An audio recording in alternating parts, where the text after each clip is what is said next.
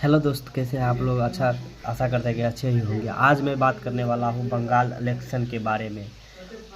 Election commission 2026 के पश्चिम बंगाल में राजनीति में बहुत बड़ा बदलाव देखने को मिला। इस चुनाव में बीजेपी ने ऐतिहासिक जीत हासिल की है।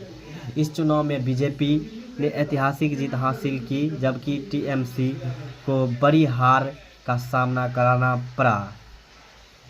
यह चुनाव इसलिए भी खास होना था कि बीजेपी का प्रचंड हर जगह लहरा रहा था, तो इस बार बंगाल में भी देखने को मिला, क्योंकि लंबे समय के से बंगाल में टीएमसी और पहले से वामपंथी दलों का दबदबा रहा था।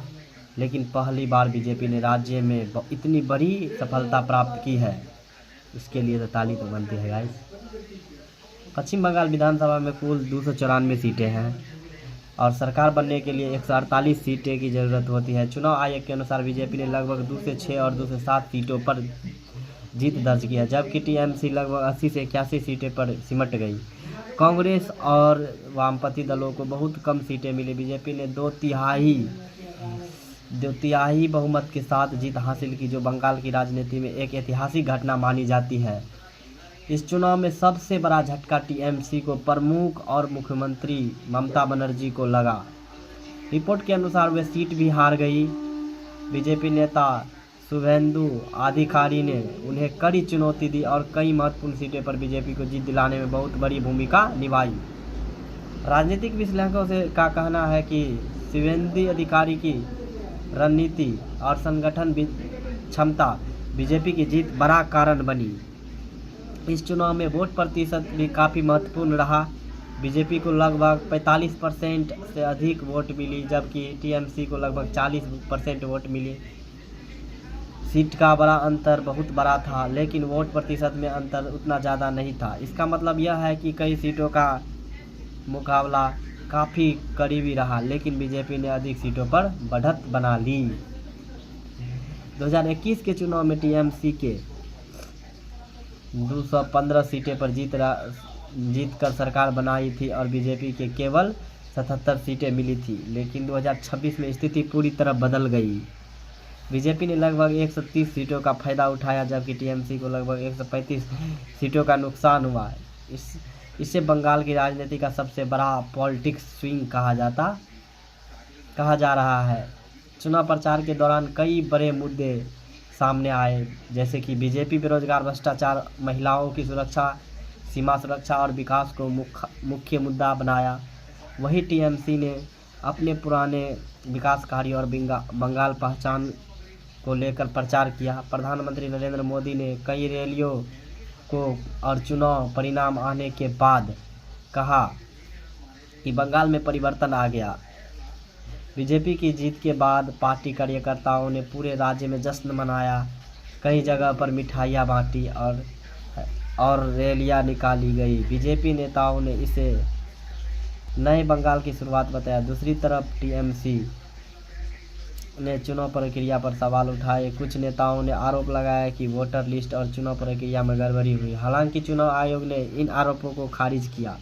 इस चुनाव में मतदान प्रतिशत भी बहुत ज़्यादा रहा। लगभग 92% से अधिक मतदान हुआ, जो बंगाल के इतिहास में सबसे ज़्यादा मतदान प्रतिशत में से एक माना जा रहा है। इतनी बड़ी संख्या में लोगों का मतदान करना यह दिखता है कि जनता इस चुनाव को लेकर बहुत उत्साहित थी। सीट पर बड़ा मुकाबला, सीट चर्चा में रही। टीएमसी उम्मीदवार ने 34,000 से ज़्यादा वोटों से जीत हासिल की थी। सीट पर बीजेपी ने लगभग 46,000 वोट के अंतर में जीत दर्ज किया। बीजेपी उम्मीदवार ने 26,000 से अधिक वोटों से जीत हासिल की।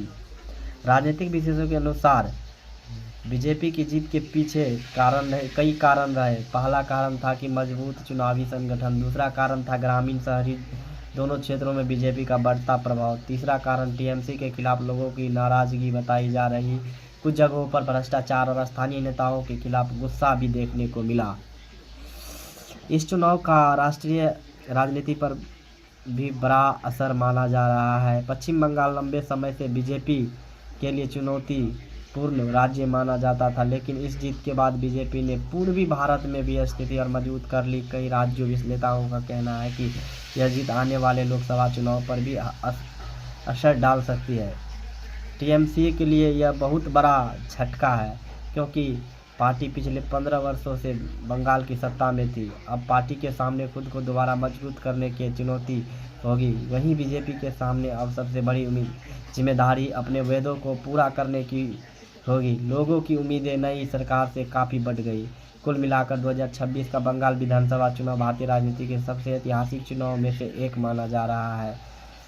इस चुनाव ने बंगाल की राजनीति की दिशा बदल दी। बीजेपी ने पहली बार इतने बड़े स्तर पर सत्ता हासिल की, जबकि टीएमसी को भारी नुकसान उठाना पड़ा।